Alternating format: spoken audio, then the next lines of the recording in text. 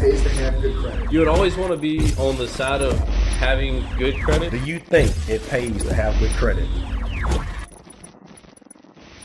What to do if a debt collector reports to your credit? That is a question that I've heard all year long in the year of 2024. You know, a lot of people was affected by inflation. Prices on groceries went up. The cost of living went up. Guys, it's just been a super crazy year, right? And when it comes to the cost of living going up and your income ain't going up, then that only calls for one thing, you know, struggles or struggling in general, right?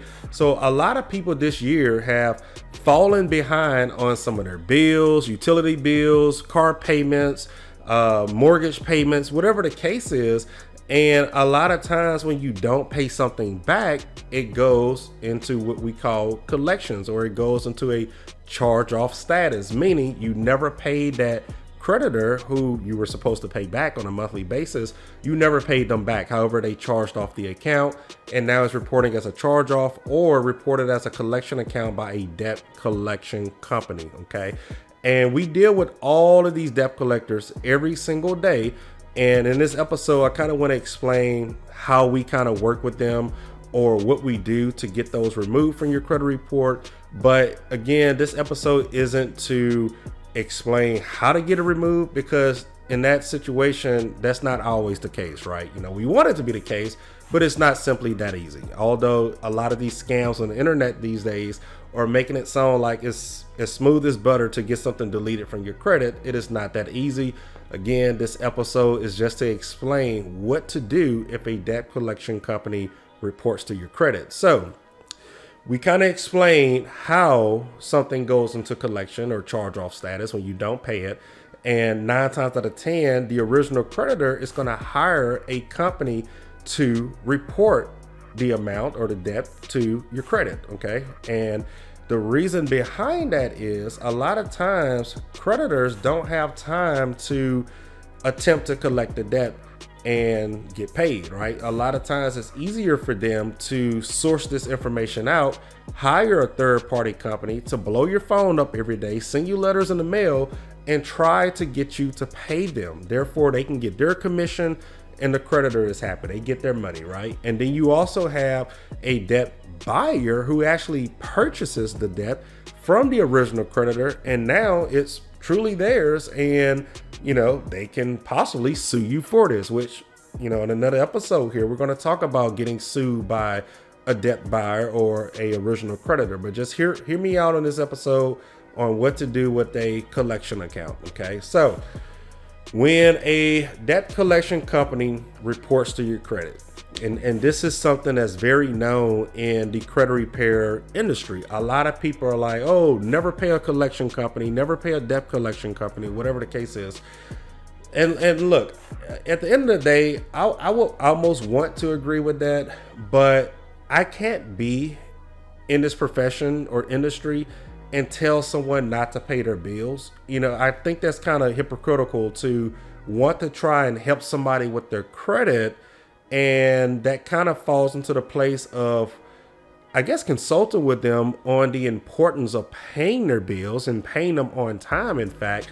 So for me to turn around and purposely preach to someone to not pay their bills, like I said, in my opinion, I think that's kind of hypocritical to, you know, kind of tell somebody two different things. But just hear me out. You know, the reason a lot of people in the credit repair industry say don't pay a debt collection company is because 9 times out of 10, if you do pay it, it's not going to remove the account or the history from your credit. At the end of the day, it's credit history. So regardless if you pay it or not, that history of that account being a collection or charge off, yes, it will still report to your credit report.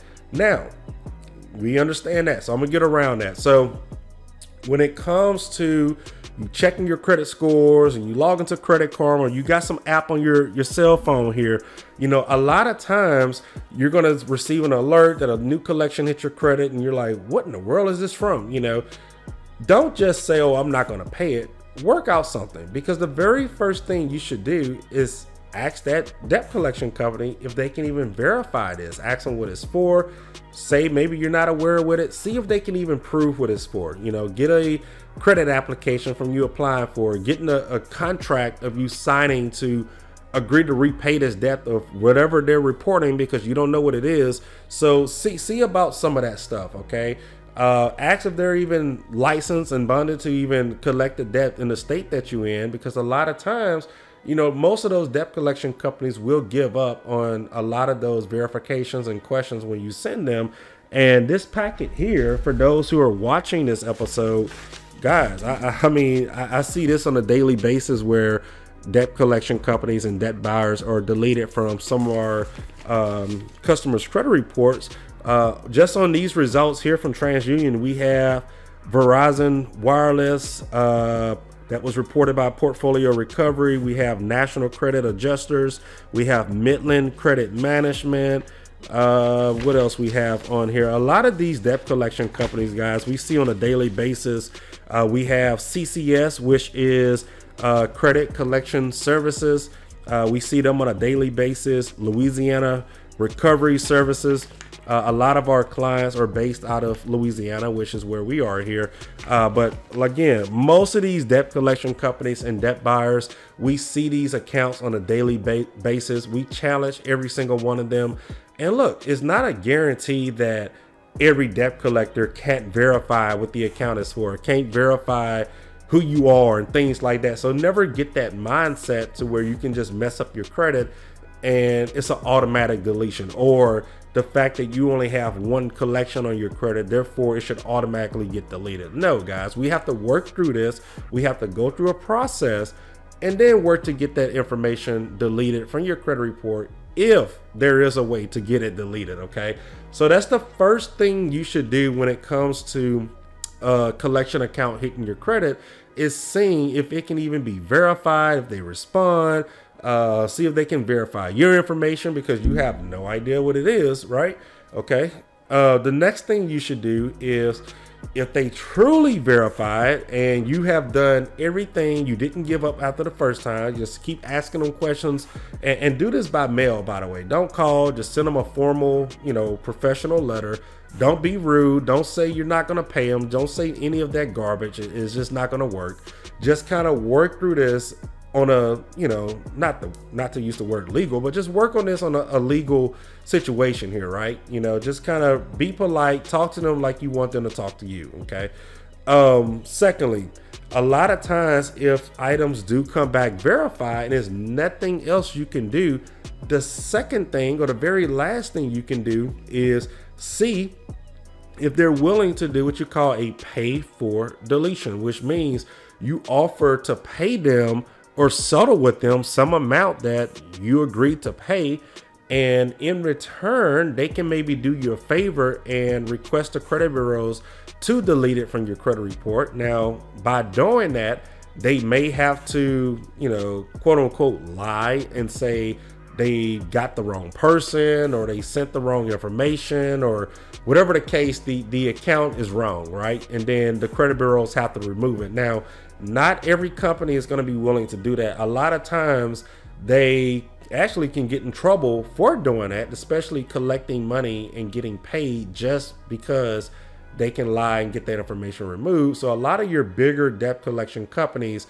are going to stay away from that, guys. So that is a second step you can do.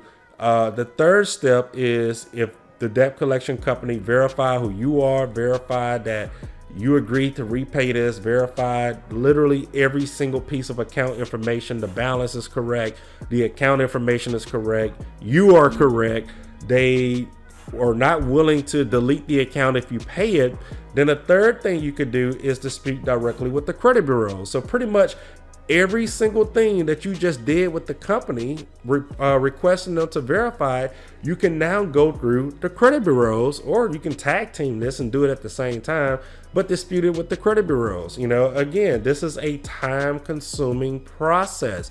You may not get the right answer just by going one way. You may not get the answer you want to hear when you call and offer to pay it, So now a third option is going directly with the credit bureaus. Everything I just told you to do with the debt collection company, do this with the bureaus and have them request the information. They may find that something doesn't fit their requirements, right? So you got three things you can do with a debt collection account or a debt buyer account. Three different things right there I just told you can do. And guys, like I said, if you tried all three of those things, you tried this for several months, the only other option is to let that report for 7 years, unfortunately, and you have to let it sit and you have to wait 7 years. It is what it is when you get something negative added to your credit. It's not a guarantee. It's not a magic trick. This is real work that you have to be willing to put in. So ask yourself this: would you be willing to sit here for 7 years or try this for 3, 4, 5, 6 months and get it off removed years sooner versus waiting 7 years? Okay. If you're trying to listen to this episode and think you can do this within 1 month, yeah, sure, it could happen, especially if it's something that's inaccurate or they simply truly don't respond or they can't verify the information. Yeah, it can be removed within 2 or 3 weeks if that was the case. Probably 1 week if that was the case. As soon as they get the letter, they're like, no, we're not even going to go back and forth. We'll just delete it. Yeah, that can be done within a week or two. I've seen it happen. But in most cases, guys, this is a month-to-month process. Everything that you send out and request, you have to wait a month, 30 days, 45 days just to get the responses back. So, those are my three things that I advise you to do if you're listening or watching this episode. Take action. Be polite when you contact them. Don't say you're going to sue and you're going to get them shut down, because they're just going to ignore all that crap. Be polite, ask them legit, serious questions, right? And go through the process. If they respond that they got your credit application, however they didn't send it to you, okay, well, ask for proof. Anybody can write on a paper like, yeah, we verified it. Or you receive a response that says, thank you for reaching out. We received your request to verify this information. However, we have already verified it. Thank you for contacting us. Let us know if you need something else. We get these letters all day long from the credit bureaus or the debt collection companies. We get these responses all day long. I actually have a stack here I have to finish going through, guys, but that's going to happen. Anybody can write on a piece of paper, oh, I already verified who you are. I already verified the account details. Okay, where is it? So look, that's 1 month that you just requested something. They responded. That's 1 month that nothing has happened. So now you have to go back. Okay, show me how you verified it. Okay, who at the original creditor verified this information? What is their information? Because I can just write on a piece of paper and just put, oh, I verified it with the creditor. Thank you for reaching out to me. That's not verification, guys. So you have to request documents and supporting documents for every single response you get. Hopefully in this episode, you guys kind of realize this is not a overnight process or easy process. When it comes to working on your credit, it's literally something you need, not really a lot of time for, but whenever you do start, you don't want to waste your time. You have to be serious. You have to be ready. And this is something that can easily be done if you have the patience and the commitment behind it. Catch you on the next one. If you use credit to improve your lifestyle and would like to share your story on the It Pays to Have Good Credit podcast, feel free to reach out to us at info@sturgiscreditrepair.com. Sturgis is spelled STIRGUS, creditrepair.com.